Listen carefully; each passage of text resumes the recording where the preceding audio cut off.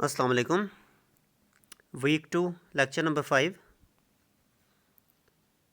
आज का हमारा काम है synonyms, page 287 on trend.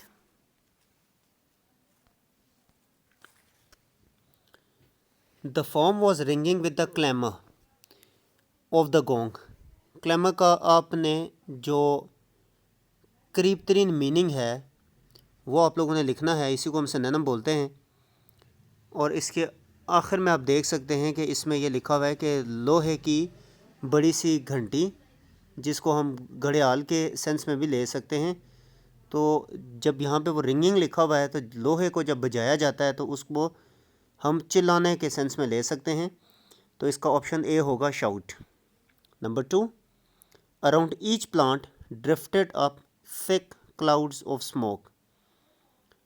Drifted का मतलब होता है धकेल देना, तो इसमें हम ड्रिफ्टेड का पुश्ड लिखेंगे। ड्रिफ्टेड अप के लिए हम पुश्ड अप यूज़ करेंगे।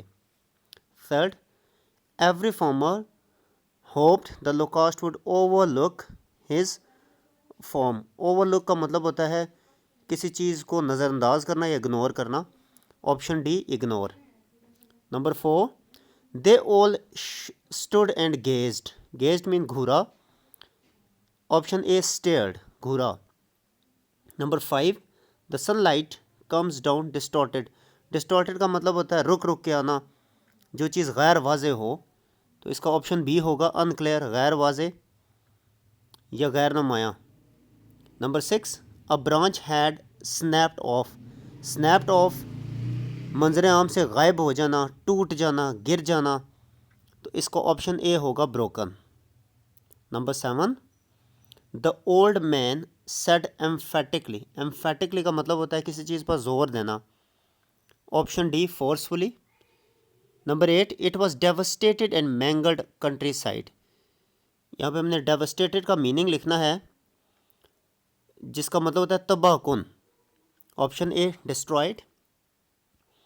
It was devastated and mangled country side. Mangled का मतलब होता है नुकसान ज़दा। इसका ऑप्शन है आपके पास B damaged. Number 10, it was always imminent. Imminent का मतलब होता है कोई रोशन इम्कान होना, कि कोई चीज़ किसी वक्त भी हो सकती है। Option D about to happen. Number 11, they were throwing wet leaves on to the fire now to make it acrid. Acrid का मतलब होता है घना। Option B sharp. Number 12, the smoke was rising from myriads of fires. Myriads हम इस्तेमाल करते हैं जब हम किसी चीज़ का अंबार लगा देते हैं। तो काउंटलेस इसका ऑप्शन होगा। Number 13, locusts were going to be like bad weather from now onwards always imminent. और इमिनेंट का भी हमने नंबर 10 भी लिखा है, तो इसका ऑप्शन आपके पास अबाउट टू हैपन होगा। नंबर 11 ड्रिफ्टेड अप है, तो ड्रिफ्टेड अप का हमने पहले मीनिंग जो लिखा था वो हमने पुश्ड अप लिखा था। यहाँ पे आपके पास है कि around each drifted up thick clouds of smoke. तो हमारे पास क्योंकि यहाँ पे ऑप्शन वो वाला नहीं है पुश्ड अप, इसलिए हम इसका बी कैरिड लिखेंगे। और इसका मतलब भी ये होता है कि किसी चीज़ को वहाँ से ले जाना। अब हम मूव करेंगे पंक्चुएशन की तरफ। आपके पास पेज नंबर 290 पर ट्रेंड में ये पैराग्राफ मौजूद है। आपकी बुक में एक्सरसाइज में ये मौजूद है। All the crops finished, nothing left, he said, but the gongs were still beating, the men still shouting, and Margaret asked, why do you go on with it then? सबसे पहली चीज़ हमने ये देखा था कि जो भी सेंटेंस होता है कैपिटलाइजेशन के या मैकेनिक्स के रूल्स में, हमने कैपिटलाइजेशन में ये चीज़ देखी थी कि जो भी सेंटेंस हम शुरू करेंगे तो उसका फर्स्ट लेटर कैपिटल होगा। तो हम इसमें ऑल का ए कैपिटल कर देंगे। All the crops finished, nothing left he said, but the gongs were still beating, the man still shouting, and Margaret. अब मार्गरेट एक नेम है, तो मार्गरेट का भी एम हम कैपिटल कर देंगे। Asked why do you go on with it then. अब पहला काम हमने ये कर लिया कि जो हमारे पास कैपिटलाइजेशन थी according to the rules of capitalisation वो हमने कर ली है।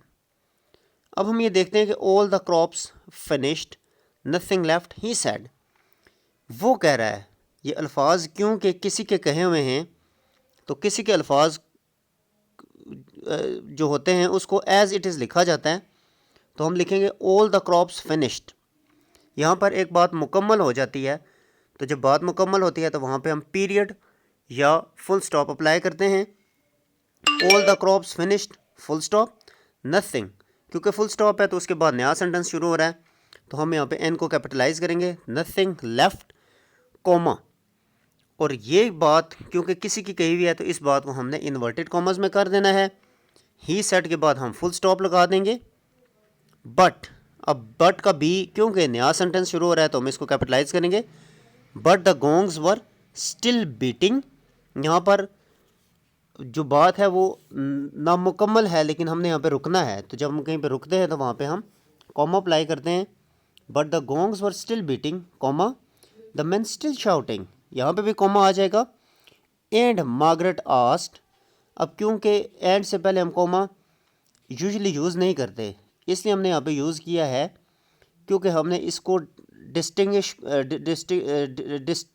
किया, हमने इसको यहाँ पे डिफरेंस क्रिएट किया है। इस वजह से हम एंड मार्गरेट, इसके बाद हम शुरू करते हैं तो एंड मार्गरेट आस्क्ड, आस्क्ड के बाद हम कॉमा लगाएंगे और फिर हम इन्वर्टेड कॉमास यूज़ करेंगे। यहाँ पे आप सोल्यूशन में कॉलन देख रहे हैं, तो ऐसा भी होता है कि हम कॉलन्स अप्लाई करें, लेकिन कॉलन्स अप्लाई करने के बाद हम जो है वो जो स्टेटमेंट होती है उसको फ़ौरन से लिखना शुरू कर देते हैं। और इसमें भी फर्स्ट लेटर कैपिटलाइज होगा कि why do you go on with it then, तो विद इट के बाद हम फिर थोड़ा सा ठहर दें, इसलिए हम यहाँ पे कॉमा अप्लाई करेंगे। देन के बाद साइन ऑफ इंटरोगेशन आएगा और उसके फ़ौरन बाद हम इन्वर्टेड कॉमर्स को क्लोज करेंगे। Moving to the homework, your homework for today's lecture is that you people will have to write the synonyms and punctuation on your answer sheets. This is the lecture for Friday, December 11. आप लोगों ने साथ साथ ये जो अपना homework है ये सारा का सारा कंप्लीट करना है, so that you may submit it on Saturday. अल्लाह हाफिज़।